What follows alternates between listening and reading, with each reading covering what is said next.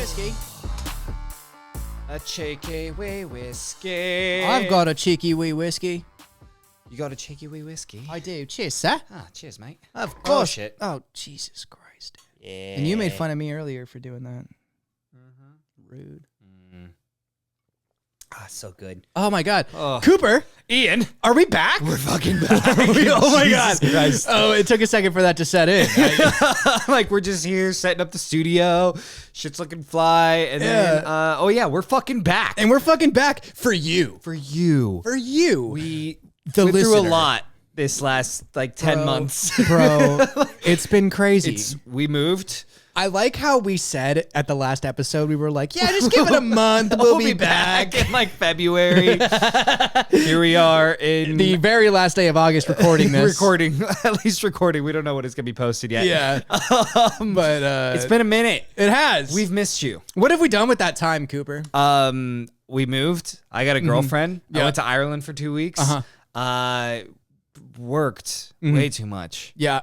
It's just lots been of that. bullshit. Yeah, I get that. But yeah, if you care to ask, you can ask and then we'll tell you later. But I don't think that's why anybody's here. I think everybody's here because this is a history drinking podcast, Ian. We drink history. We drink history in this podcast. We drink the shit out of history, and boy, do we have a beverage for you today, ladies and gentlemen. We got a fucking journey. Yes. Oh my God. So Cooper, I have taken so much fucking time. You know what? Yeah, I was going to say right. welcome to folks. Welcome to folks. Welcome to folks. I thought you said welcome to folks. Welcome to folks. No, ladies not and quite. gentlemen, welcome to Drinking Our Way Through History, where we cover the legendary people, places, and spectacles and events that history has to offer while enjoying a thick pour of whiskey. Thick. I am Cooper. And I am Ian. Nice. In today's episode, we start our journey on a 2-part, maybe 3 parts. Possibly 3 parts. We're not good at 3-part. planning for it. Hence our 8-month gap. So this is definitely going to be 2, though. Definitely going to be 2. At least. Discussing Hernán Cortés. Ah, yes. And his conquest of Old Mexico and the fall of the great Aztec Empire. Yes, the great Aztec Empire, which I'm actually excited for this episode, mainly because I did a project on the Aztecs in middle school one time, and I just enjoyed them. Do I remember anything from that project? No. Are you going to teach me today? Yes. Yes, Am I going to definitely. ask some questions? Probably. I thought this, like a long time ago, I wrote an outline for this script a long time ago because I just thought it was like, all right, it's interesting. Cortez just marked on in there. He knocked on the door and he said, now it's mine. Right? I think that's how the song goes, but that's not what he really did. And there's a lot more shit. Yeah. Believe it or not, there's a lot of shit. I mean, and it's the fucking, whole early life of Cortez is crazy. The whole just well, not even really, everything not is his crazy. not his early life. His early life's kind of boring. He's a scholarly dude. He's a fucking player. That's first what of I was all. gonna say. Is He's like he.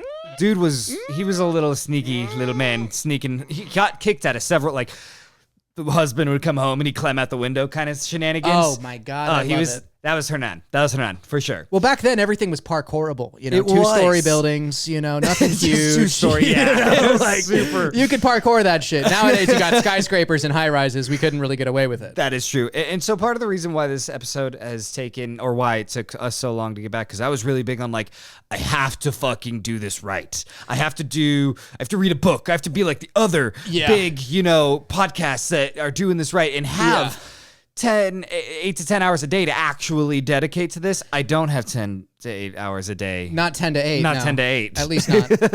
And so it took a lot longer than I wanted to do this, but I really love what I've come up with. Dude, so no. He's underselling it. What he did was he read 2 nonfiction books and watched like 70,000 documentaries and read so many articles. This man has compiled the entire history of Hernán Cortés into these pages for us. Yes. He has put hours upon hours upon hours of work into the script. He's been working on it for, 2 months?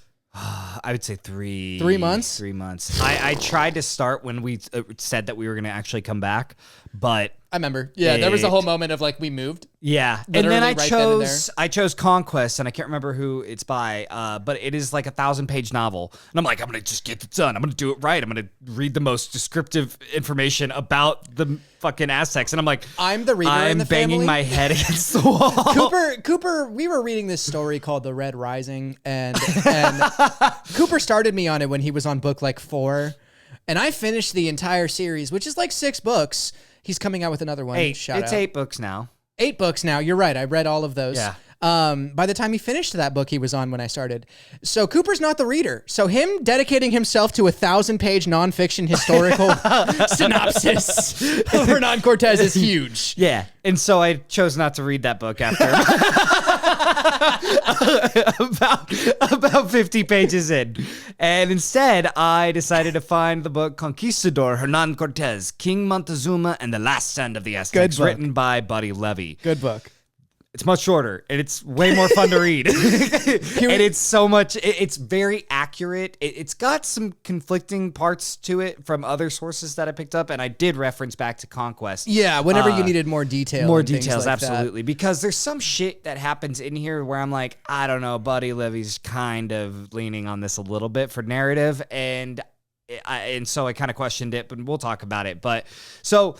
Those are our sources. Yeah. So, I mean, that's our main source is Conquistador by Buddy Levy. That's where we got the non-fictional narrative, sir. Yeah, and then Conquest is where I also reference checked a few things that he said. So one note that I need to also say is that one big thing is the name of the Aztecs. It was originally, they originally called themselves the Mexica or Coahuila Mexica. Kalua. And they also referred to themselves as the Tenochtitlan, which comes from their ancestor, Tenoch. So it's this... Aztec didn't come around until like the 1800s. We kind of called them that. Yeah, it came from Alexander von Humboldt in 1810. Of course, it's a fucking white dude. It's fucking Alexander, damn it. He combined a few different words, and yeah, he came up with that shit in the 1800s. He Shakespeare'd the fuck out of those names, and so we're gonna refer to them as the Aztecs, though. We absolutely for this, just yeah. because everybody knows them as the Aztecs. But those weren't their real names. It was Absolutely. the Mexica, the Kalua Mexica, or whatever. Yeah. All those ones that Cooper said. And so also there's, I have to mention the pronunciation of Montezuma himself. There are so many variations of how people say his name. They go from Moctezuma to Matacuzoma or Matukzoma. And there's a few other variations. But the most scholars use the variation Moctecoshoma. Moctezuma. We're going to go by Montezuma because that's Naturally. what the fuck I grew up with. It's in the song, baby. It's in the song. Tequila is named after it. Montezuma's Revenge. Straight up. It is a Montezuma whole thing. tequila, trash, by the way. Trash. Just It throwing is that bottom out of the there. barrel. Bottom shelf. Worst tequila out Don't there. do that to yourselves. Never, ever. All right. Should we go in? Should we do it? Should we start? I'm like ready. Oh my God. Are you ready? Are you fucking ready? We have a visual medium this time, by the way. Yeah. So if you're listening on Spotify, I'm or going to do it anything, right. Yeah. check us out on YouTube. We're going to also be on there. The You TikToks, can see our pretty faces. the Instagram reels, the TikToks. the talk ticks, all that shit. Words. Okay, 33-year-old Cooper. It's been 8 months since I've spoken to a microphonian. I told Cooper we had to get her mic voice back in handy, and it's not going well so far.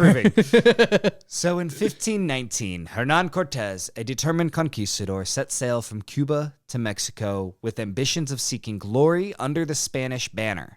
Now, he arrived with a troop of soldiers that must have seemed godlike to the native population. Yeah. Armed with crossbows, arquebuses. Thank you. I heard them pronounce it so many times on like the podcasts I would listen to, the audiobooks and shit.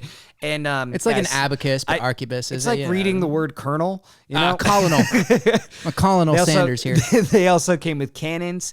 And most effectively, they're war horses and trained war dogs. Of course, when humans fail, animals. Animals. Now, landing on the shores of the Yucatan Peninsula, Hernán Cortés and his men began their journey towards the heart of the Aztec civilization.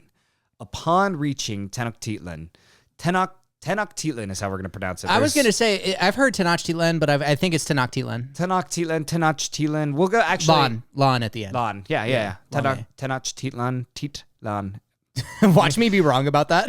Man, they say every documentary, every person, they all say it differently, just to add their own little twist on it. When have we ever been good at pronunciations on this fucking channel? kill Come me, on. dude. I know. And there are some names in this. Oh, boy. Now, Tenochtitlan was the capital of the Aztec Empire. Cortés encountered a highly sophisticated society that held a population exceeding 200,000 people. That's a lot of motherfuckers. So many. That's a decent amount of people. So, to the Spaniards' surprise, the Aztecs boasted an advanced society, including efficient irrigation systems, zoos, botanical gardens, bustling markets, and immaculate city streets with waste management, something that Europe was just like, fuck that shit. Yeah, they're like, dump it out your windows. Like, dump it out we your are windows. encouraging the Black Plague. Poop and trash and all, just dump it all out. Now, their culture was rich in arts, jewelry, and education. Their religion was extremely complex and ritualized. So complex. It was centered around a pantheon of deities. So many gods. Very polytheistic of them. Yes. So, socially and politically, the Aztec Empire was highly stratified, right? The society was divided into classes with nobles, priests, and warriors at the top, followed by merchants, artisans, farmers, and slaves at the bottom. The emperor, Montezuma, held supreme power, supported by a council of nobles and priests who administered the empire's vast territories and oversaw its religious and military affairs. Church and state, when have we ever seen that go wrong? Never. Religiously, the Aztecs practiced a polytheistic faith centered on a pantheon of gods, each associated with natural elements and human activities. Key deities include, the guy, Huitzilopochtli. Oh, sorry. There's the pronunciation on the next line. I did try to help you. I see that. No. Thank you. It's on the next line. I didn't go that far forward. So it's Huitzilopochtli, the god of war and sun, and Tlaloc, the rain god. Human sacrifice was an integral part of Aztec religious practice as well. It was believed to appease the gods and ensure the world would continue to exist. These rituals, often involving prisoners of war, were conducted daily with ceremonies and were intended to nourish the gods with human blood. Yeah, it was because gods are vampires. Well, it was more like they looked at it like you need food to survive. So as a man, humans needed fucking food to survive. Nourishment. Blood was the nourishment of the gods. Interesting. It was sacrificing their souls and their blood for the gods to feast. I always wonder who the first person to think of that was. You know, they were thinking of all these humans, you know, in their evolutionary It caught brain. the fuck on. It sure did. Central and South America. Across the board. But yeah, it's always funny to me. It's like, oh yeah, maybe we just like feed them with blood. Maybe that's just what they want, right? Fuck bread. Let them eat cake. Like, it is a little tastier than cake. Yeah, it's blood. Blood cake. Now, Montezuma, the enigmatic ruler of the Aztecs, reluctantly greeted Cortés at the gates of Tenochtitlan, and their encounter marked the beginning of a monumental clash between two vastly different civilizations. Yeah. Montezuma was a semi-divine figure. His rule was characterized by religious vigor, which was symbolized by elaborate rituals and sacrifices. He ruled over a vast empire that through a confederation known as the Triple Alliance, which was one of the most powerful and sophisticated civilizations in pre-Columbian America. The Triple Alliance? It wasn't the Tripel, it was Triple. Triple. Yeah. Oh, the Triple interesting. Alliance. Yeah. For some reason, I always thought it was Tripel. Well, are you thinking of like Triple Ale? I am, yeah. I absolutely am. I thought triple was the only, like, three was the only definition of triple. So I didn't. Yeah, because there's three city-states. I get it now. It makes sense now that I think about it. You're right. This empire was formed in 1428 through the alliance of three city-states, Tenochtitlan, Texcoco, and Tlacopan. Ah, good job. That was good. First take. Thank you. Wow. Been working on that one. One shot. By the early 16th century, this alliance had created a vast and complex society dominated by much of central Mexico through military conquest and diplomacy. And it was a brutal, like, rulership. I mean, it's just brutal. It was brutal. because as most things were back then. I mean, we talk about this every episode, but just it's good that we're alive now. Holy shit, man! We got microphones, baby. They had we famine. have AC. We have a fan. We have like it is. We have fans. They had famine. You know, it's yeah. So, it's like, snowy. in contrast, the Spanish Empire was a burgeoning colonial power driven by the ambition of exploration, conquest, and conversion. The late 15th century and early 16th century marked the age of exploration for Spain, beginning with, of course, Christopher Columbus's voyage in 1492, which opened the doors to the New World, minus the Vikings, of course. I mean, we all got were there first. Yeah. Spain quickly established itself as a dominant force in the Americas, driven by a combination of religious zeal, the pursuit of wealth, and a desire to expand its influence. Now, also, shameless plug. Ooh. Go back and listen to our Christopher Columbus episode. Hey, that shit's fire, by the way. It is a good episode. Drop it like it's hot. Yeah, it's a good episode. Very. I don't know what that was. That's my new ad lib for all of my songs. At the end of my song, I'm just gonna go. It's like you drop the mic, but gracefully. No, it's like you dropped a Kirby. Yeah, exactly.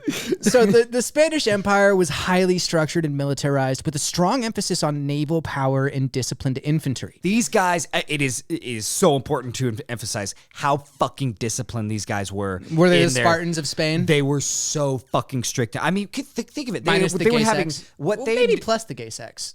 No, it was no. The pedophilia? These guys were definitely just rapists and all about women. And yeah, this was past ancient Greece. So straight These bad guys- sexual things, of course. Oh yeah, the shit that happened with these guys was just a monstrosity. And also these guys are fucking battle ridden too. They are Badass warriors. well, they're fighting the English. They're fighting the French. They're fighting these fucking. That's true. They're pushing. Yeah. They just pushed out the Moors. They had the fucking Inquisitions just before all this shit. Yeah. These guys went through some shit. They were disciplined. They knew how to fuck Well, people these up. guys and these guys' parents went through a lot of Yeah, shit. they you had a know, very like- structured military academy. Yeah.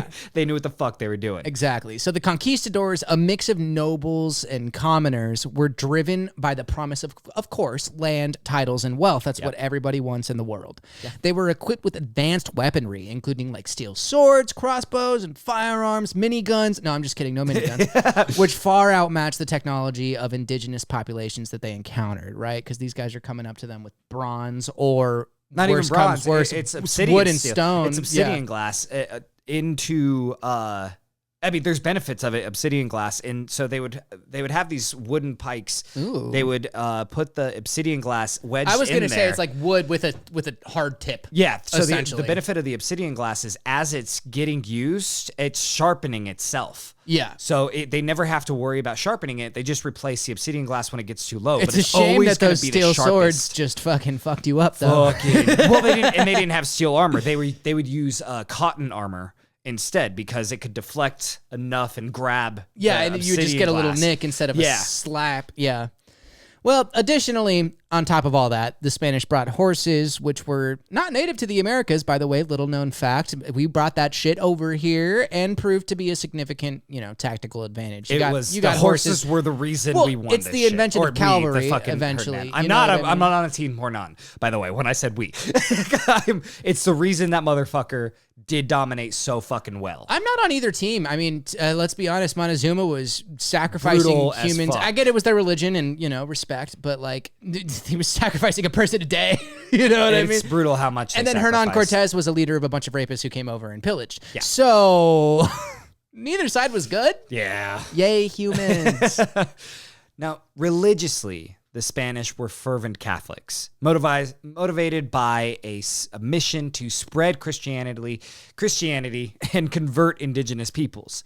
This religious mission was sanctioned by the Spanish crown and the Pope, who granted the Spanish monarchs the right to conquer and evangelize new territories. So this ideological framework justified the Spanish conquest and colonization efforts, viewing them as a divine mandate Well, to of course. civilize. Of course. Naturally. Fucking of course. God. To civilize and Christianize the quote-unquote heathen populations of the New World. Sorry, but those heathens had trash collection. They had Okay. so much They cleanup. had waste management. Oh my God. The amount of times that it's notated in both of the books and the documentaries of the Aztecs constantly saying that the Spanish stunk to high heaven. Oh, I bet they did. They were Like, probably fucking disgusting, dude. The Aztecs were very fucking clean. Very clean. They bathed 2-3 times a day. They had bathhouses, which is one reason why the smallpox fucking. If it wasn't wiped for them the out. goddamn steel and the goddamn horses, we might be living in a different America these days. Yeah, it was gonna happen. I was gonna happen. It was gonna happen. You're right. But if they had won, they might have gotten gunpowder and figured that out. They may you know have. What I mean? They You might know, have, you know, yes. the butterfly effect, baby. Cortés, born in Spain, embarked on his journey to the New World, seeking his own fortune and glory. Despite a fairly humble upbringing, Cortés displayed political shrewdness and military prowess, which would play crucial roles in his conquest of the Aztec Empire. I like that we say a fairly humble upbringing because It it was. is fairly humble, but Yeah. he was still technically nobility, but it was a small nobility. It was a very small nobility. Yeah. He wasn't like the governor's kid or something like that. He Right. worked his way up. He did, yeah. And he took advantage of the New World. We'll talk about it here in a He second. definitely took advantage of the New World. The subsequent conflict between Cortés and Montezuma's forces was not only a struggle for territory, but also a clash of religious ideologies.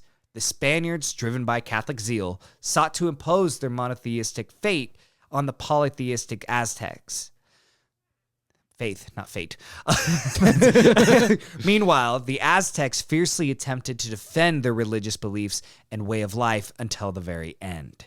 Cortez's military campaign in Mexico was marked by strategic brilliance and ruthlessness, employing nautical and ground warfare, cavalry tactics, and political maneuvering. Cortés single-handedly orchestrated the downfall of the Aztec Empire. The siege of Tenochtitlan, a prolonged and bloody battle, resulted in the destruction of one of the greatest civilizations in the Old World. Which, like, minus the human sacrifice thing, is a big sad. Oh, big sad. It is a big sad. They were doing well other than the whole human sacrifice thing. It was- You take that out of the equation, that's a really, really cool society to be a part of. Oh, absolutely. I mean, the collision of Cortez's Spanish Empire and Montezuma's Aztec civilization, it reshaped the course of history.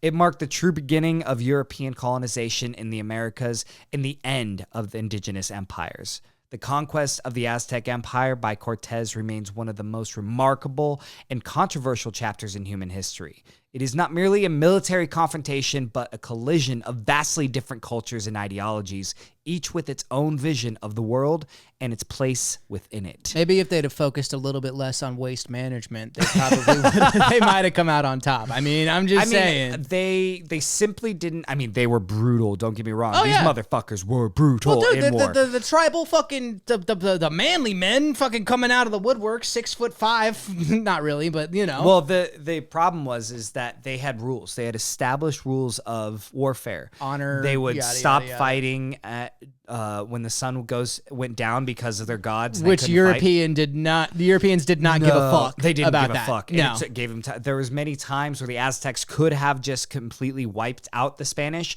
but they chose not to because they had their practices of a certain amount of time to mourn Isn't the that dead. crazy? They could have devastated Cortez's crew. Now, don't get me wrong. All's what would have happened is Spain would have just sent more. And They we'd be knew- talking about a different person besides Cortez. Yeah, essentially. because they knew gold was there. Yeah. They knew there was fucking gold. Leave And it to so humans they as were soon as coming there's back. gold. Oh man, you Yeah. ready to fucking let's Yeah. get into the fucking So like the beginning. The beginning. The right? beginning. Hey Cooper, where do all things start? the beginning.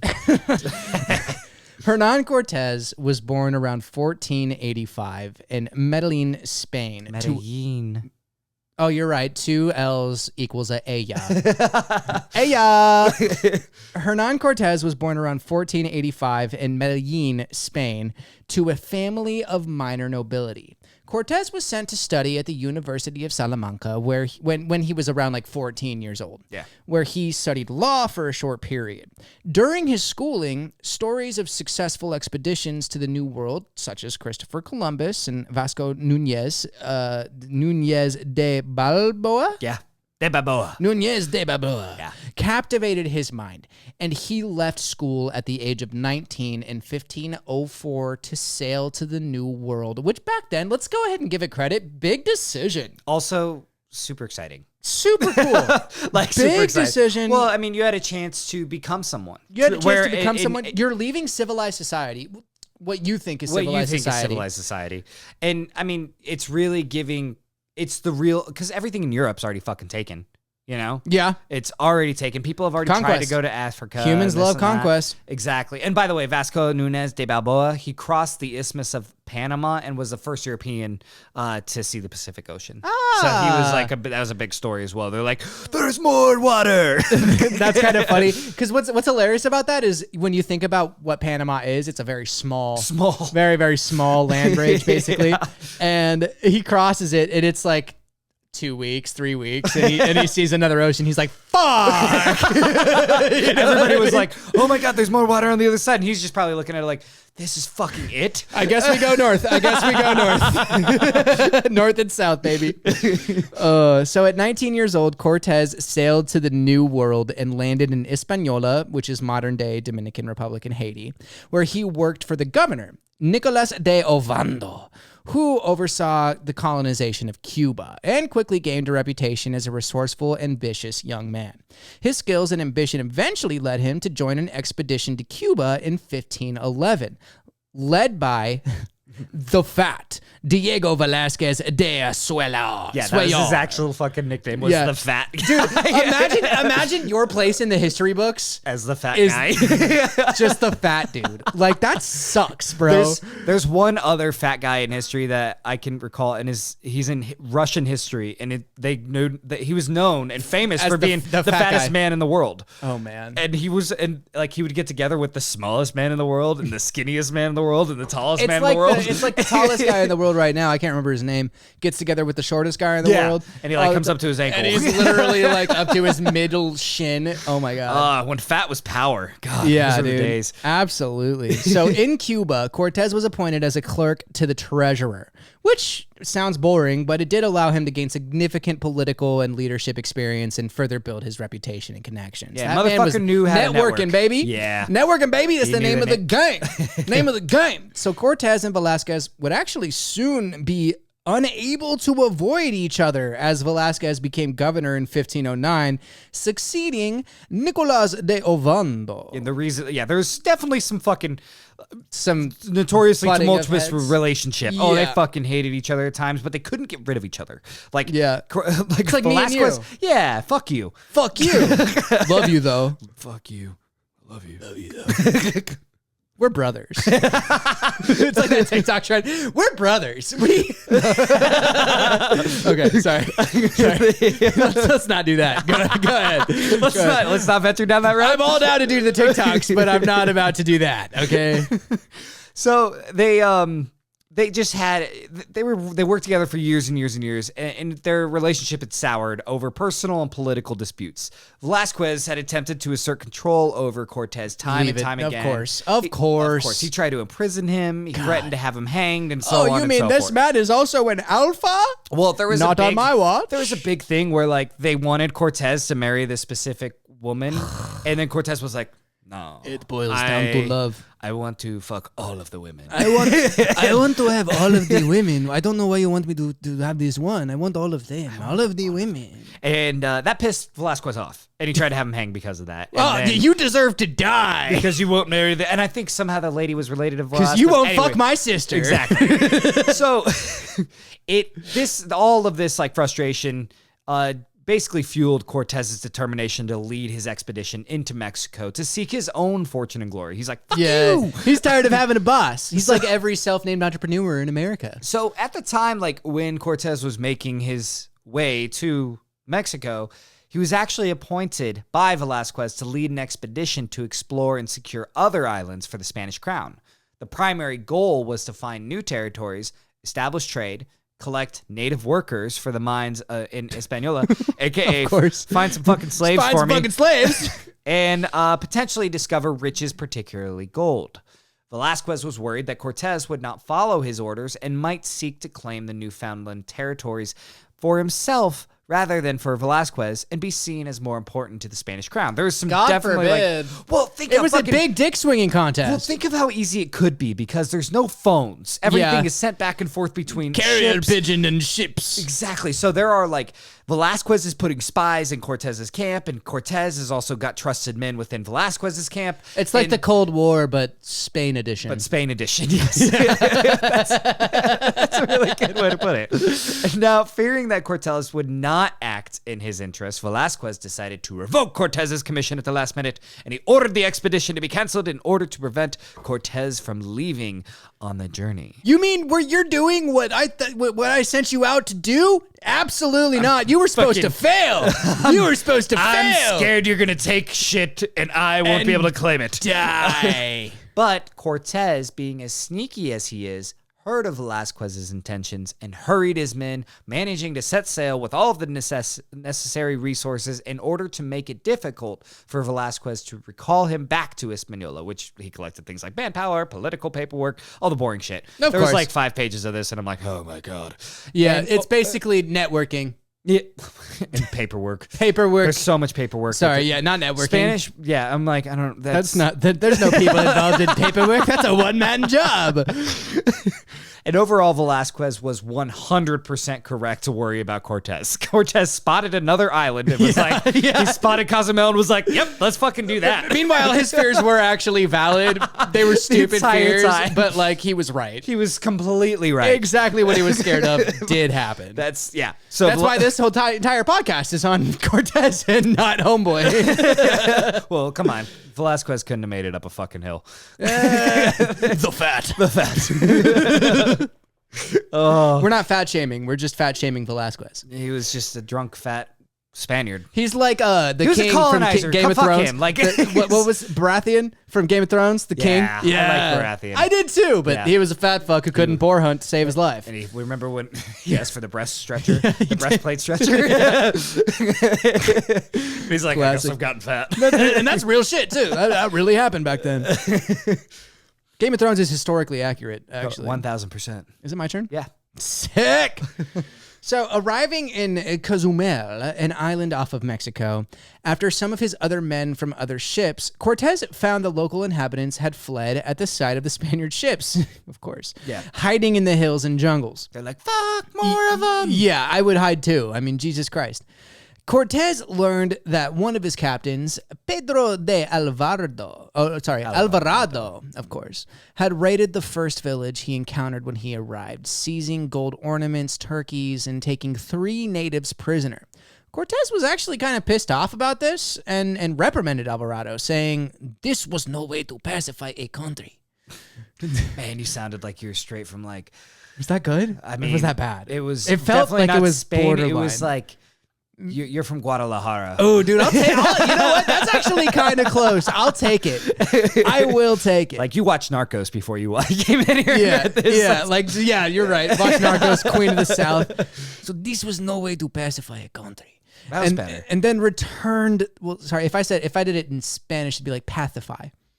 Why? Because they don't use S's. It's pacify. It's soft S's. Pacify. Yeah. In Spain, it's all soft S's. Whatever. Excuse me for being cultured. You've been to Spain. I have. So I didn't talk in Spanish though. Then after all this, Cortez returned the stolen goods to the native people, Yeah, and had the imprisoned villagers released. He also assured them that, through an interpreter, of course, that the Spaniards came in peace and wished to meet their chiefs. He's like, sorry about that, guys. Sorry. And by the way, this Pedro de Alvarado, bad guy. Fuck this guy. Yeah, dude. bad guy. Fuck this guy. He.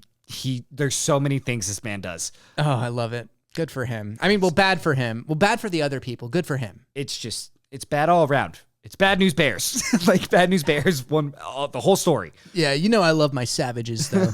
I do. The next day, the islanders, including their chiefs, emerged from hiding and came back to the village. Cortez sternly reiterated that the natives must not be harmed.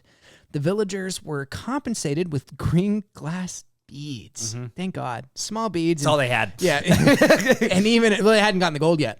And they also gave him a Spanish shirt since the turkeys They're like, hey, take this. had already. We like the Spanish. Yeah, had already been slaughtered and eaten. It's like that I Heart New York shirt. Yeah. I had Spaniards. Yeah. The islanders, reassured, thank God for the t-shirt, you know what I mean, brought food to the Spaniards, who traded beads and trinkets for provisions and gold ornaments.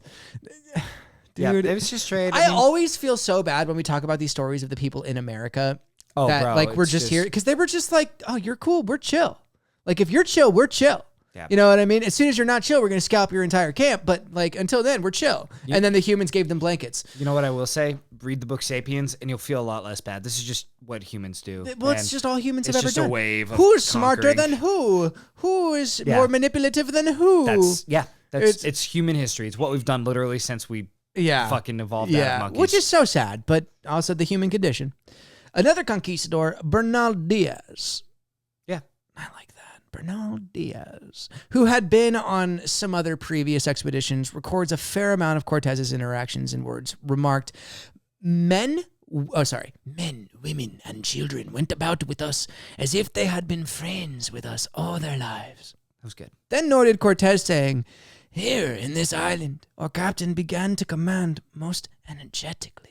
And our Lord so favored him. This is not Spanish anymore. Say, what are you I slipping lost it. into? It's more British now. And our Lord so favored him that whatever he touched succeeded.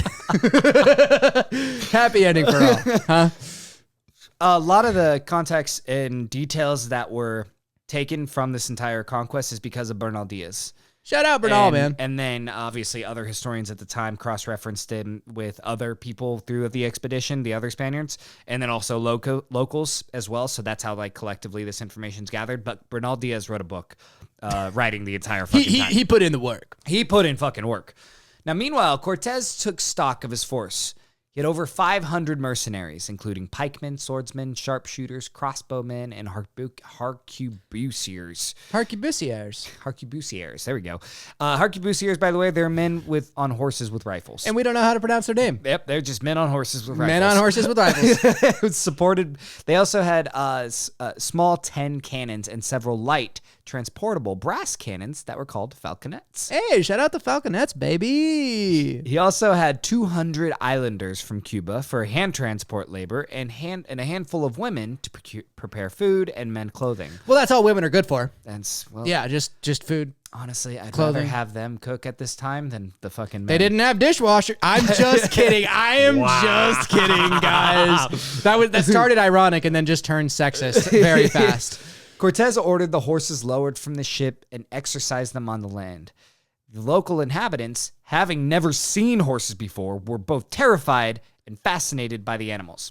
Cortez took advantage of this moment and demonstrated the power and capabilities of his cavalry. He also ordered a display of artillery, firing cannons into the hillside, further impressing the islanders and literally putting the fucking fear of God into them. They're like, yes, those are very effective. Oh my God!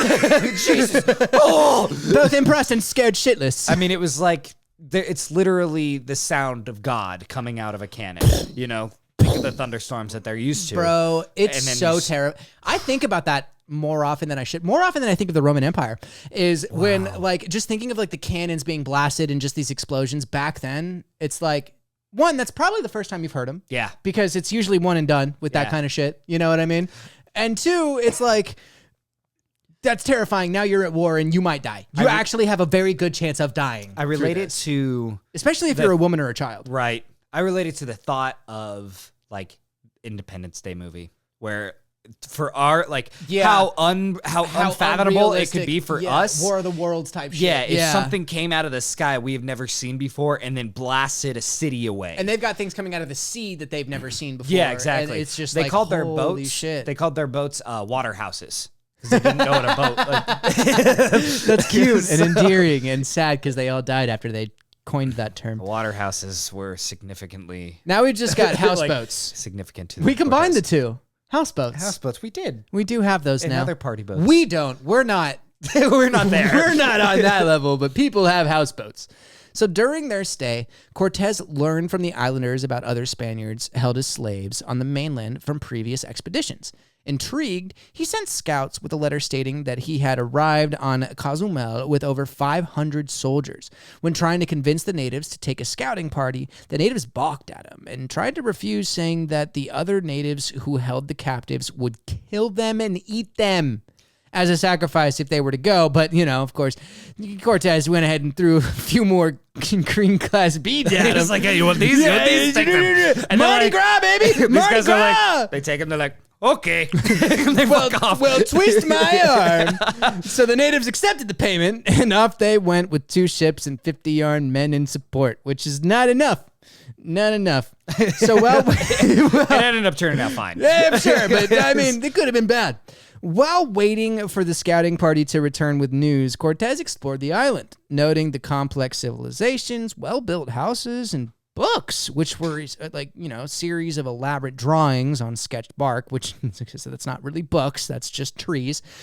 But what shocked the living fuck out of Cortés was the blood-stained temples where human sacrifices were conducted. He's like, hey, what's that for? They're like, oh, we kill others of us, and we murdered them for the gods. And he's just like, what the fuck? But it's so like, funny wait a minute. because literally they just got done with the Inquisition. This shit was all over Spain. They just pushed out the Moors. Yeah. So Buddy Levy in the book describes this initial scene. Cortés had seen the large pyramid. Yeah, you were gonna do it, and then I'm gonna back out of that. No, it's okay. It's too long of a quote. It is. We can't possibly hold it for that long. Cortés had seen the large pyramidal structure, a temple constructed of limestone masonry with an open plaza or sanctuary at its top overlooking the sea. He climbed the pyramid steps and upon reaching the temple, saw the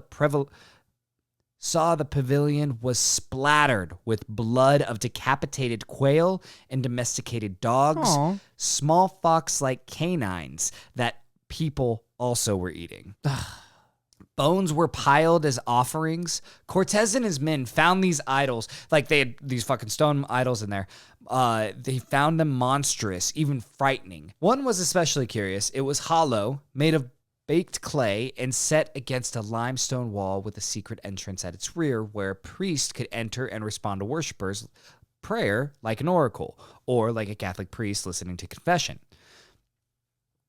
Around the idol, braziers burned resins like incense.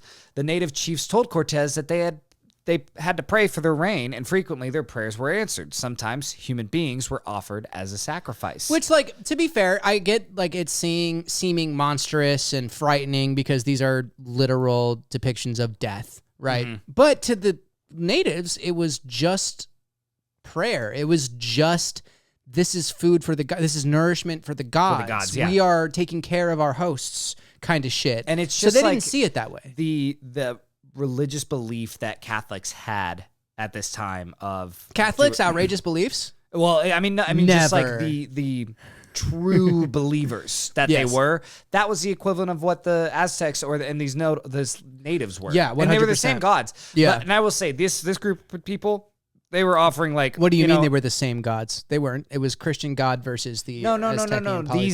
These people on the Yucatan. Island. Yeah. They were the same as, because these guys weren't totally the same as the Aztecs. They were kind of like a subgroup. Cultural difference. Yeah, but they had the same gods as the Aztecs. They all worship the same gods here. So Cortés was shocked and outraged by this. So he ordered his current translator, who we haven't mentioned yet, Melchior, to translate a sermon to the natives stating how there was one true God and attempted a religious conversion. I can only imagine that went so well. This happens over and over again. He does this, and I don't write it in here a bunch because I just want to state it, but I'll mention it one more time later before a battle. It happens all the fucking time. Hernán Cortés is constantly trying to convert. And let's be honest here. Let's say you're sitting in an auditorium and you're a diehard Christian and somebody comes in and preaches Islam to you, or you're a diehard Islam and somebody comes in and preaches Christianity. It's just not going to work. It's not going to work. No one gives a shit. They're just like, oh, this guy's fucking crazy, but they are more powerful than us. So. Also, by the way, this translator, Melchior, was a Mayan who had been captured on a previous expedition by the Spanish, and he was roughly taught Spanish in order to translate. What do the Mayans speak? It's a type of it's its own dialect. It's a dialect. Isn't it? Yeah. Because the Aztec, the Mayans, they didn't speak what is modern day Spanish. Mexican. No, God, no. Of course, because no. that was all because of the people coming over. Obviously, the conquests and stuff. So Cortés wanted the natives to abandon their gods and exchange them for the one true God, and preached that their souls would be saved and their harvests would prosper. Now, Melchior was not even close at translating this message to the natives, and naturally the chiefs rebelled, saying that they like their gods and that their ancestors had worshipped them since time began. So that is... It's like, we'll keep our gods and you fucking keep your gods. Yeah. You know? We're not going to fuck around with this. Like, you guys do whatever the fuck that is, we're going to keep killing people. This has been working for us. Yeah. And you guys have fun with your fucking We kill, it rains, we grow, we crop. It's a good system. So Cortés, to put it lightly, was super not pleased with this response and ordered his men to smash the idols and roll them down the pyramid steps, where they crumbled at the feet of the now very terrified natives as they stood frozen, watching their religious temple be ripped apart. They went from, oh, we're trading with these people, to, oh, fuck. Yeah. Very, very fast. Once the cleaning was done, the cleansing, a cross and a figure of the Virgin Mary were erected, and Cortés instructed a priest to hold a mass. Yeah. Because he oversaw and had his men fucking clean the pavilion. Like, he just decimated their idols, had them wipe the blood off. And yeah. It's just stupid. Like, I get it. Obviously, human sacrifice, no bueno. I get that. But, like, yeah. Christians, man. Christians. Cortés instructed the native chiefs that they must keep this temple clean and replenish it with fresh flowers frequently, because we all know the Virgin Mary loves flowers. This is the one place they keep clean. They don't keep themselves clean. Yeah, right. Yeah, throw your poop on the fucking sidewalk, but God forbid the religious temple has a speck of dust. So he then had his men teach the native islanders how to make candles from beeswax so that they could always keep the temple lit before the figure of the Virgin Mary. Yes. This is just classic. Well, it's just conversion. It's slow conversion. They've done this before. They've done it to other countries, and they're going to continue doing this. They did it they tried to do it in Japan's, in Asia. They tried to do it. That didn't work well. They did it throughout Africa. Mm-hmm. They did it with the they have this down. It's just the classic story. Yeah. Now, the islanders, intimidated by the Spanish military strength, they complied with the shit. A week later, Cortés's scouts returned without any concrete information about the imprisoned Spaniards. At this point, they just needed to continue their journey, and they decided to set sail. But soon after departure, one of the ships realized they had a massive leak, so they turned around for repairs, and soon after returning, a canoe was spotted from the distance heading straight towards the Spaniards. Among the men was a Spaniard, Geronimo de Aguilar, who had been shipwrecked and enslaved by the Mayans for 8 years. Aguilar, fluent in Cantal Mayan and still holding onto his Christian faith, became Cortés's most valuable tool as an interpreter. Now, this dude's fucking story, have you ever seen The Green Inferno? I have not. Oh, it's an Eli Roth movie that's just, oh God, fucking terrifying. Good. Yeah.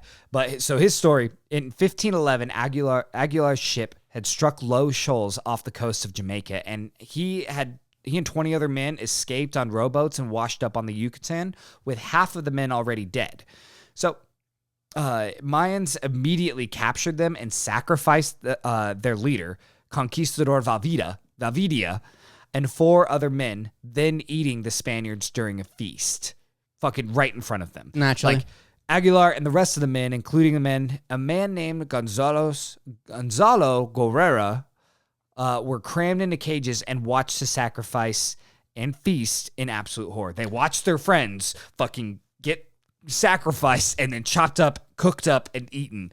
Like, that is terrifying. Yeah. There's a scene in The Green Inferno where they do this. Fuck, man. Yeah, I bet that's rough, because it's just like little arms and legs. On Exactly. And like, it's your buddy Eric's arm. So at this like, point, Eric! At this point, all the other guys, they like all understood that this was going to be how they would all end up. So they managed to break free of the cages and slip away in the night. I can't imagine the cages were too sturdy back then. I actually would imagine they could be.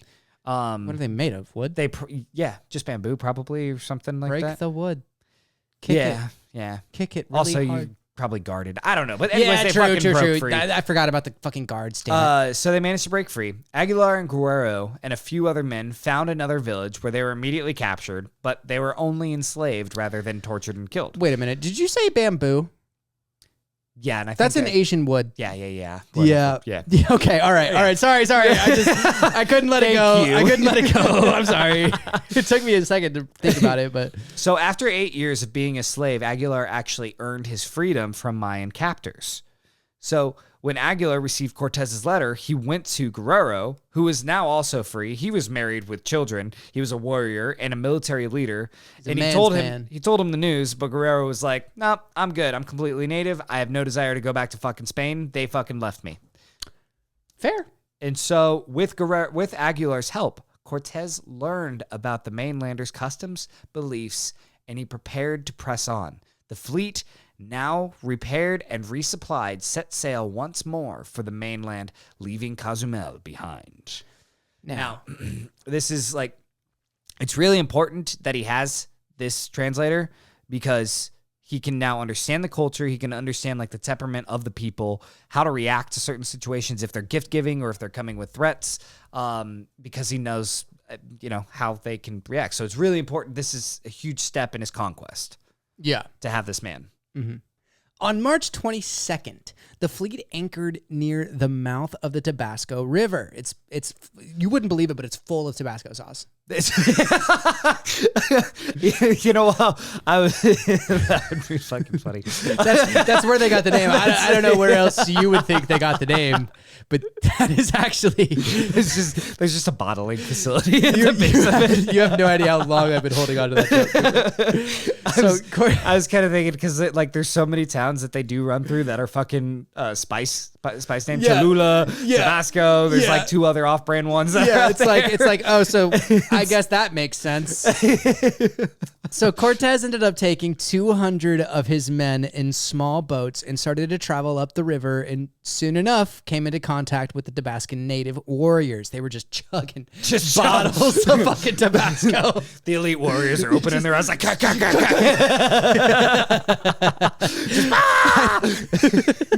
This is why they look so fierce.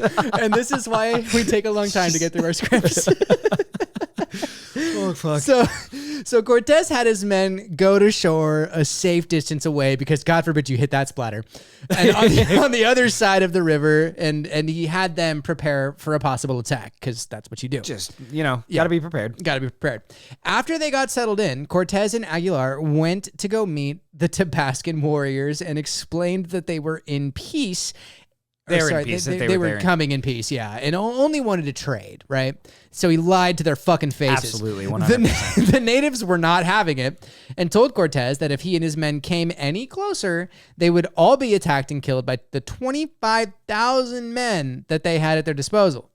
Eventually, the Tabascans said that they would report back to the chief and that all of the Spaniards should meet them in the center of the town square the following morning. Right up in that bitch. Right up in the middle of Tabasco. It's like at the base of the pyramid, too. The town square. They didn't have a pyramid in this town, I don't think. Oh, they didn't? No. Okay, usually, because I know in they might have had like a couple temples, but I don't think they didn't mention anything of significance. I was just trying to set the scene, but I guess I was fucking wrong. Well, I mean, it takes them a minute to get into this town anyway. So. Yeah, they got to walk through all the clean streets with no garbage in them. More like a jungle, but. So yeah, they were going to meet in the town square the following morning. So Cortez sensed a trap. So he sent half of his force out into the jungle that same night in preparation to flank the village in the morning if he and his men did come under attack from the natives. At the same time, the Tabascans evacuated their town of all the women and children and barricaded the town and their riverside with obstacles because they're not fucking stupid. They're like, these guys look like they are here to do some shit. Like, we're not about that life. We're here on peace, he says with his blood-soaked spear. Come on. Guns they've never seen before. Yeah. Now, in the next morning, the Tabascans continued to refuse. I mean, they knew what canoes were. They had fucking canoes. Yeah, but big canoes.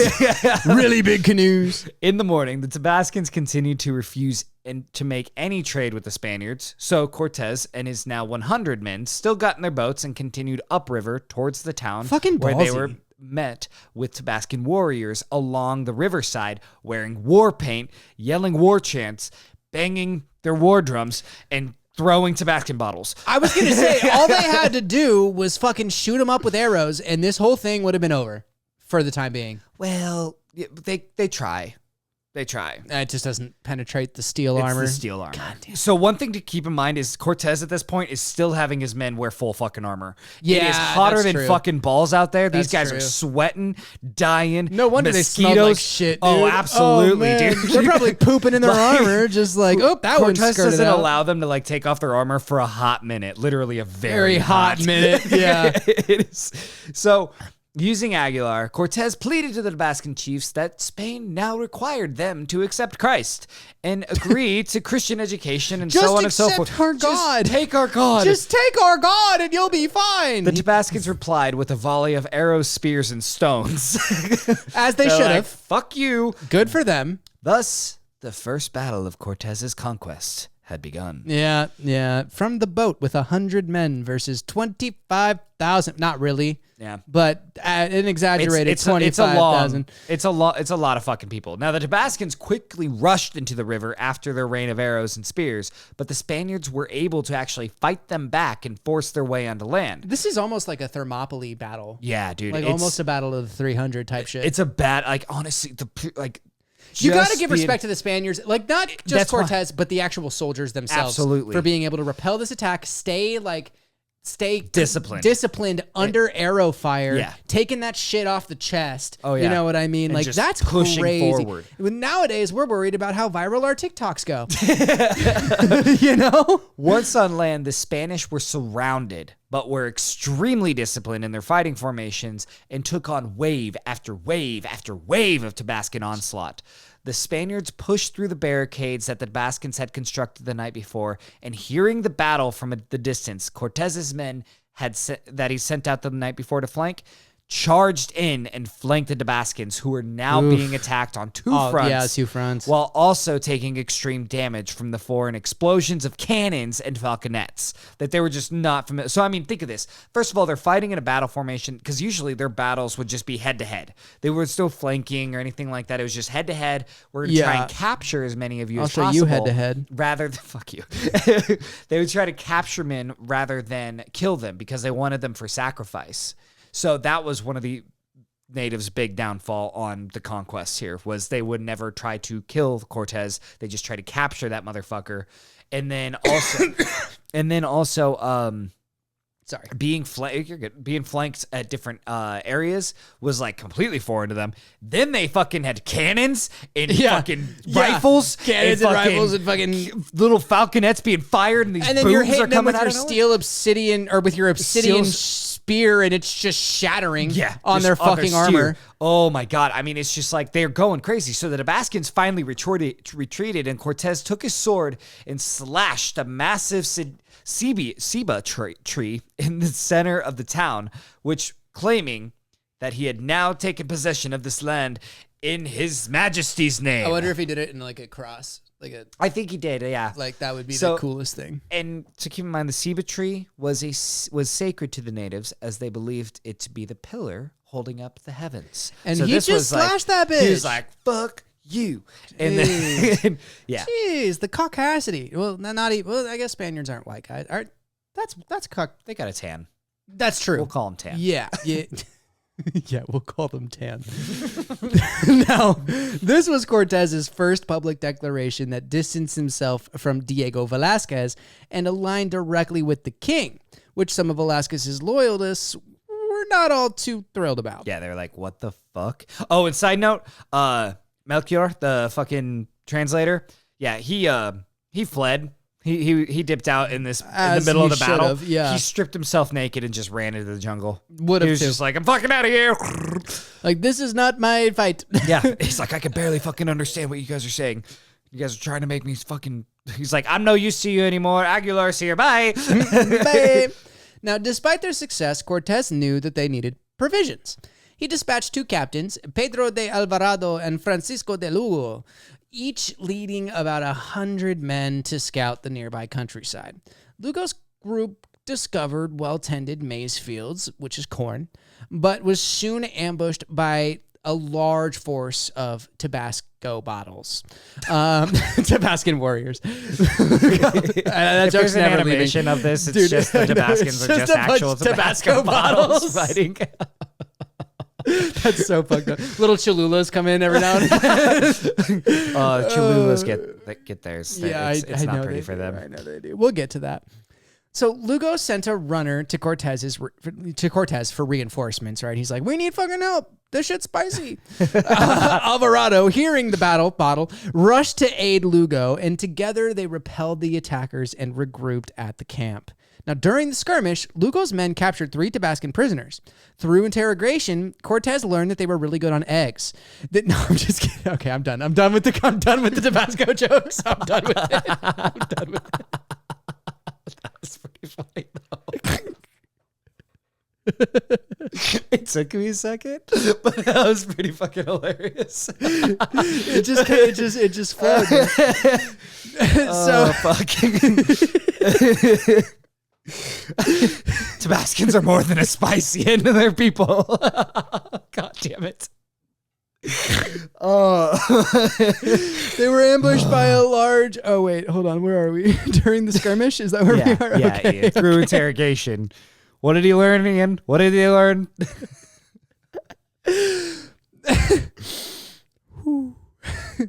So they learned that over 25,000 Tabascan warriors still planned to attack the Spaniards at Cintla the next day. Cintla was the town. Yeah, the town that this was all surrounding. Yeah, where Cortez is now posted up at. Yeah, so Cortez released the prisoners with gifts, claiming he wished only to trade. Like, I swear to God, guys. Just you trade. I swear to God. But he immediately prepared for battle, including deploying his cavalry of 16 Spanish horses.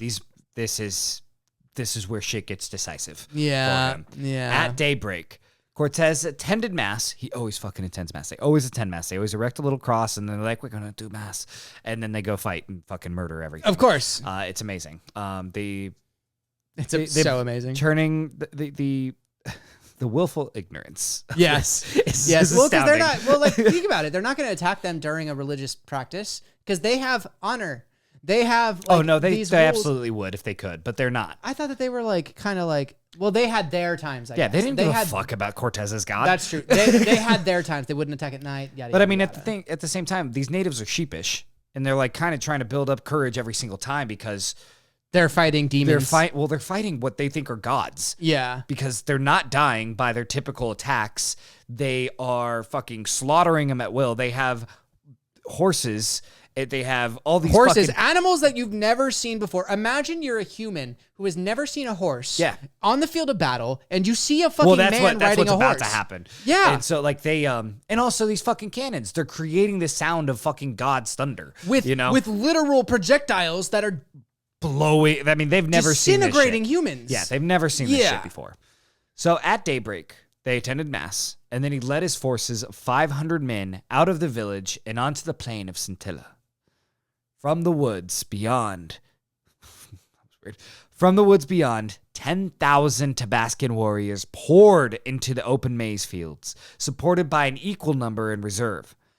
The well-organized Tabascans came in their traditional military garb, their faces streaked with war paint, carrying longbows, spears, and two-handed swords that were filled with the obsidian glass. Just like these, I mean, they had to look so scary, dude. So fucking badass. Like, this is so metal.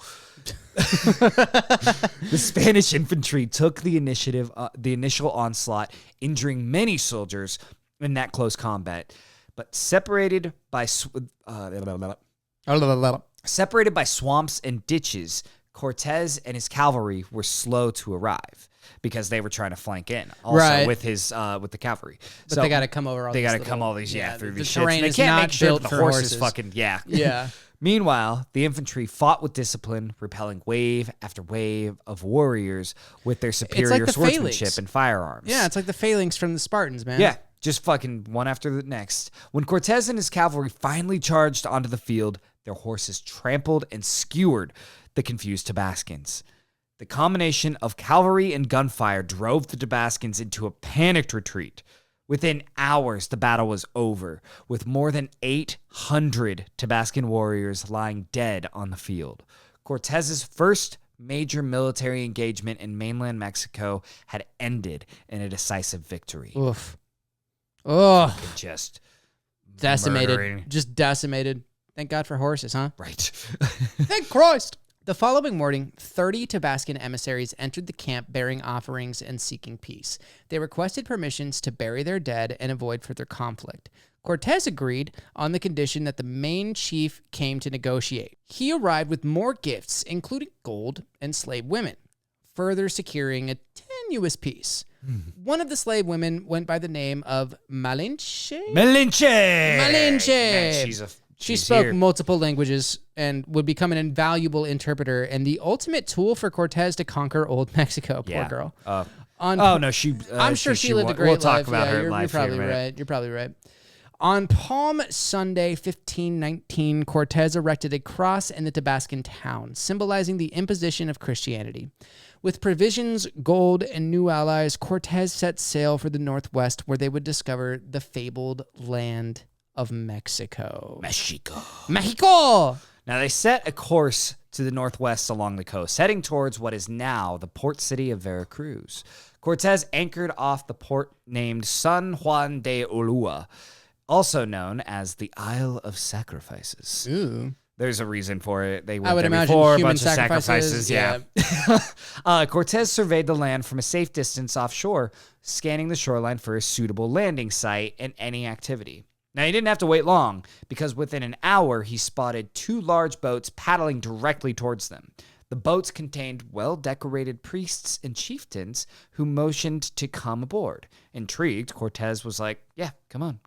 What the fuck do you got to say, man? But the conversation was super difficult, because Aguilar couldn't communicate with their specific dialect, which was super frustrating to Cortés. Yeah. So Cortés noticed that the slave girl Malinche was speaking directly to one of the chiefs without any issues. She translated the discourse into Mayan, also Nahuatl, for Aguilar, who then related to Cortés in Spanish. So it was the Aztecs, then her, and then Aguilar, and then Cortés, and back and forth. Very tedious, but it got this shit done. Yeah. She would also learn Spanish throughout her trip duration with Cortés. Now, though cumbersome, the communication worked. Cortés learned that these priests and chieftains came from a place called Mexico, or Mexico. From this point, Malinche would be at Cortés's side to interpret fucking everything. Yeah. A formal exchange of gifts ensued. The natives offered featherwork, cotton attire, and small gold trinkets, while the Spaniards reciprocated with food, cask wine, metal tools, and blue glass beads. More beads. They be eating up those fucking beads, dog. It's like almost like the Spanish should have been the ones that did Mardi Gras. They're like, look, man, we could drip you out. We could drip you out. We got 2 chains. Those chains. It's like God or your God. You know what I'm saying, dog? Bling, bling, motherfucker. Wiggles necklace of beads. Now the Does Chiefs chain hang low? exactly. Do your beads hang low? The Chiefs requested wine to bring to their governor, Tendile. Interesting. In Coatlaxiclan. Obviously. one more time. Can you do that again? Because that was so impressive, dude. Oh God, can I do it twice? That was so good. That's the hard part. Coatlaxtlan.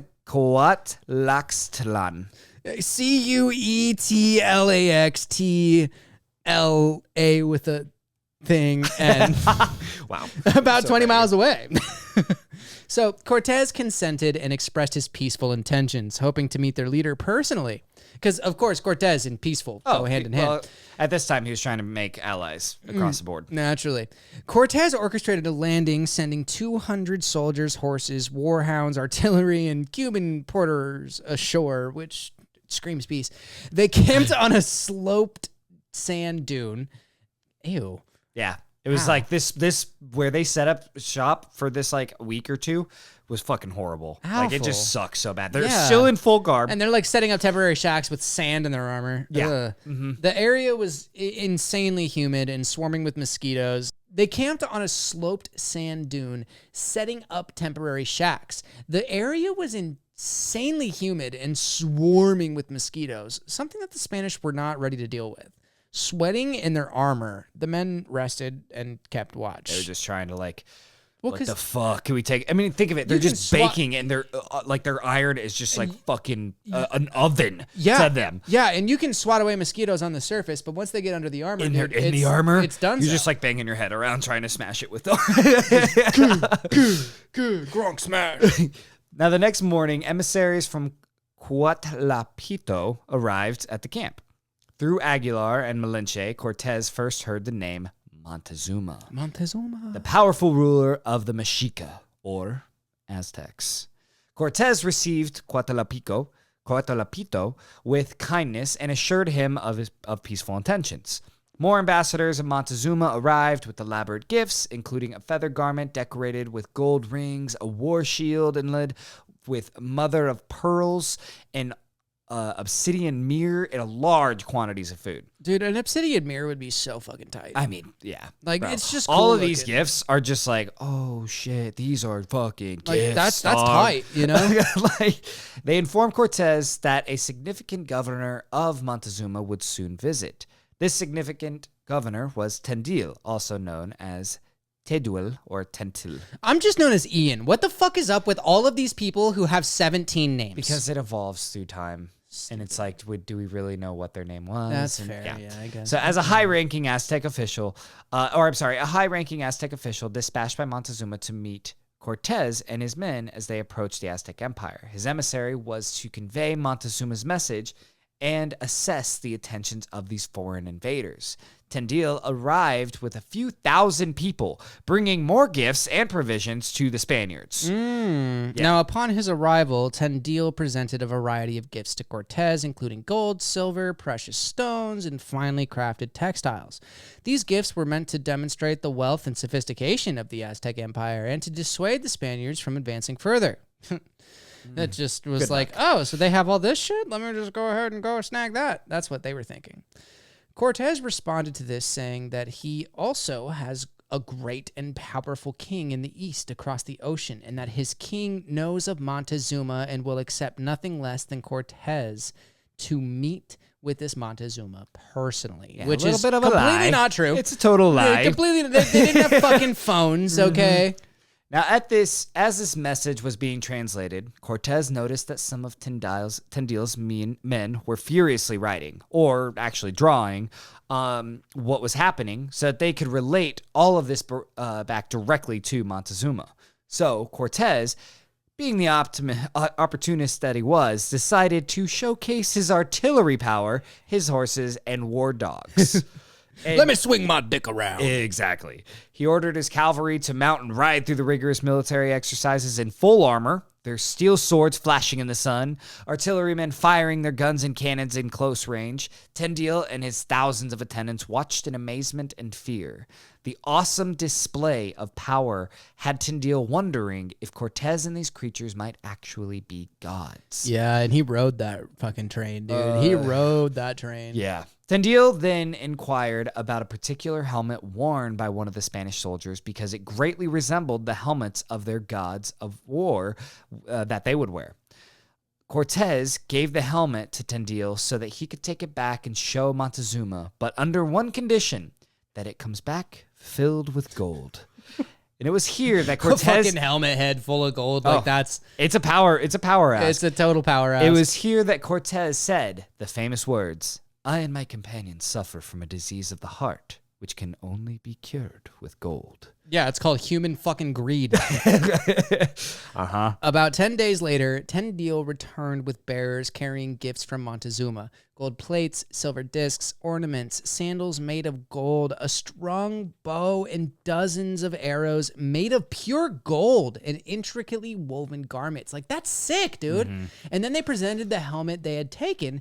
As requested, it was filled entirely of gold flakes and nuggets from the mines. I'm mind blown. Just like, Needless to say, Cortés was stunned and realized for the first time that he was dealing with a very real, highly civilized, and established culture. These weren't just natives. They weren't just village people. They had a society. They had a civilization. Yeah, and just a slightly less advanced civilization. Give them time, I feel like it could. Oh, they're very advanced for their time. They were less not advanced than the Spaniards. They is were what I mean no, in warfare. In warfare, yes, not in warfare, but they were more.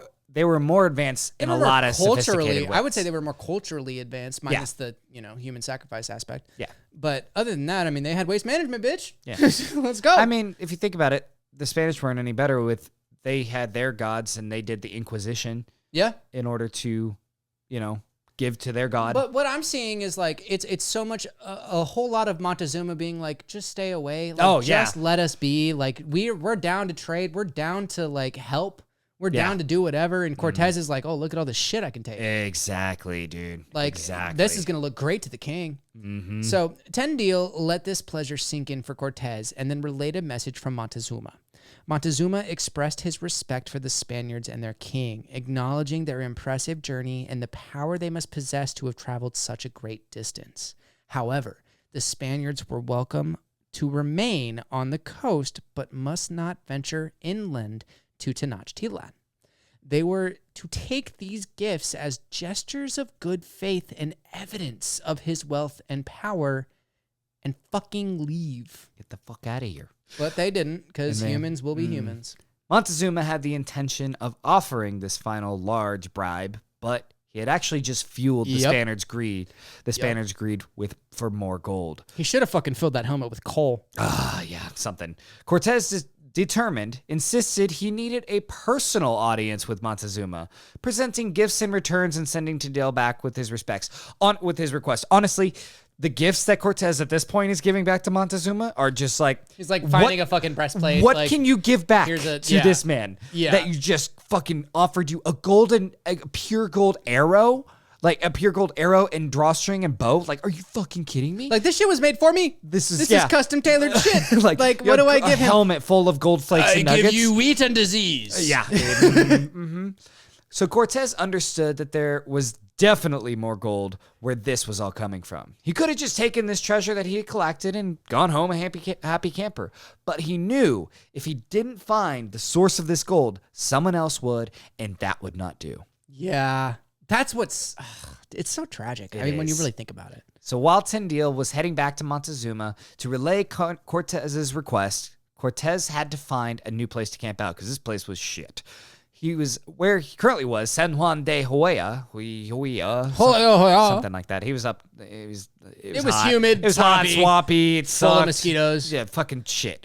His men were dying and sickly from illness such as dysentery, which, oh, God, in the heat, what a way to go, man. God. He was also starting to feel some pressure from Velasquez supporters to head back to Cuba with what they had already found. They're like, this is more than we ever thought we would find. To combat these Velasquez supporters, he just went ahead and sent 2 groups of them to look for a new place to camp. He was like, yeah, that sounds great. Go find us a new place to fucking camp out for a little bit. So yeah, one group went by land, one went by sea, but he's just like, fuck off. Go find another easy place to rest. We'll collect ourselves. Right. And then we'll fuck off. Sure, we'll fuck off. So a little note on Montezuma. Montezuma was absolutely in turmoil this whole time, deciding what to do with the invading Spaniards, right? He considered the advice of his priests to drive back or just simply kill the invaders. Reports from his spies revealed that Cortez and his men were destroying temples and replacing idols, and that they possessed strange weapons and rode on animals resembling giant fucking deer. The priests interpreted these events as omens, suggesting that Cortez might be the returning of the god Quetzalcoatl, prophesied to come on a specific date that matched Cortez's arrival. Crazy, right? The myth of Quetzalcoatl told that the bearded royal ancestors would one day arrive to shake the foundation of heaven and conquer Tenochtitlan. Montezuma, believing in the prophecy because it was fucking happening in front of him, chose to act cautiously. He decided to send trusted nephews and priests to monitor the Spaniards and deliver gifts, hoping to determine if Cortez was indeed Quetzalcoatl, which would mean that he was related by blood to Montezuma's ruling family. Montezuma sent these men out with more fine featherwork, cotton garments, and gold to reiterate his ultimatum. take these gifts and fuck off. And to emphasize this point, all of the people and the 2,000 laborers left the Spanish and headed back inland. They're like, bye-bye. Leaving the Spanish on their own. No more food, no more water, no more free labor, no more medical aid. Straight up. Go home. As they should have. And we are like almost... at least 2 months earlier, they should have done that, but whatever. Oh, gosh. Okay, we're at it. Fuck. This might be a 3-parter, Ian. I think where are we? Oh, Jesus Christ. Okay. Well, we are at about an hour and a half of recording time, which means this episode will probably be about an hour 15, hour 10, something like that. Yeah. But we want to try to keep them short and sweet-ish for y'all. We know the attention spans of this new generation, Cooper. So we will pick back up where Cortés meets with the Totonacs. He goes to war with the fucking Tabascans. Oh, no, not with the Tabascans, the Tlaxcalans. Wait, we got to start this right. We got to start next time on Drinking Our Way Through History. So one thing to kind of talk about real quick is this Quetzalcoatl god. So it's prophesized, or it's told, the stories of him leaving Mexico was he left to the east, and he was a bearded god and everything. Yeah. So I kind of have this, and I have not done any research on this, but I kind of think that, it's kind of in the Silo series, how something was set in motion and then it turns into myth and legend. Yeah. All of that, because it's been so long and generations go through. Like there was like some village chief that went east and died of dysentery way out there. Yeah, and maybe he was just like this great warrior of these ancient people of history that has forgotten them and eaten away by the jungle. But to the natives, this is legend, myth. This is lore. And this is real life. He's the god. Like maybe he was just a savage fuck who would sacrifice people. This is on the spot, like kind of thinking. We're just thinking here. We're spitballing, baby. Maybe he was some fucking guy, savage. He would sacrifice people, rip their hearts out, just yank it up to the sky and just scream, whatever. And then generations go by and they're like, oh yeah, he was the god of war, and we have to sacrifice to him to bring the rain and make our warriors strong. Yeah. Something along those lines. That's where I'm kind of thinking that this ideology it's was like, think about where from. Montezuma, what position he was in, because that last paragraph really, really does justice to what his mental position was in. He is a man who has led this extremely successful society to where they are. Yeah, and now he's being met with things that he didn't even know existed. They existed in his They existed in his myths, in his lore, in his religion. And he is coming face to face with this, and he's just a human just like any of us. Yeah. You know what I mean? That's the cool part about it to me, I think, is putting myself in Montezuma's shoes during this conquest, because terrifying. Oh, sure. Terrifying. You're dealing with things that you don't know what power they have. They've already proven they're stronger. Well, he's being very cautious of it too. He's trying to not provoke them, and he's trying to he's being very nice. He's doing what because in that time, what these people are like the locals. If they didn't want to fuck with each other, they would exchange pleasantries, give each other gifts, and then fuck off to each other's lands, and that's it. Like they call it a day. So that he was going by his own custom. But he didn't know their customs. We're taking over this bitch. Yeah, we are coming in here and making this ours, and you are all believe in our God. Yes. All right. Well, thank you, ladies and gentlemen. I'm so glad we're back, dude. This is so fun. Oh my God, I miss. We have a little thing that's. I mean, it's not a full out. It's fake. Shout out to so for our audio listeners, this is that we have a whole setup with a curtain. We have our canvas. It's nice. It's all set up with zip ties. We got our little fucking robes. Yeah, we got our robes. Like we're actually doing this on a level that we've been wanting to do since we started this, and it's very exciting. So please check us out on YouTube. We don't have a channel yet. We're gonna make it to upload this episode. Yeah, and I'll upload all the other videos to YouTube just with like the logo on the front of it. I was gonna say, it'll probably be like Drinking Our Way Through History. That'll be the channel, something like that. So just check it out. Check out our TikToks that are going to be coming out. I think we only have like 2 on there right now from old episodes. From very old episodes. I have footage from our old stuff of like our really bad setup that I'll kind of clip apart. Which are kind of fun. It's going to take some time. Yeah, but they're fun. Thank you, ladies and gentlemen. We fucking appreciate you. Ian, you got anything for the kids? Hey, man, if you're still here after almost 8 months of silence, thank you. Seriously, like, we have a lot of fun doing this podcast. Cooper especially. This is his baby. He puts a lot of work into it. Thanks. So give shout-outs to Cooper.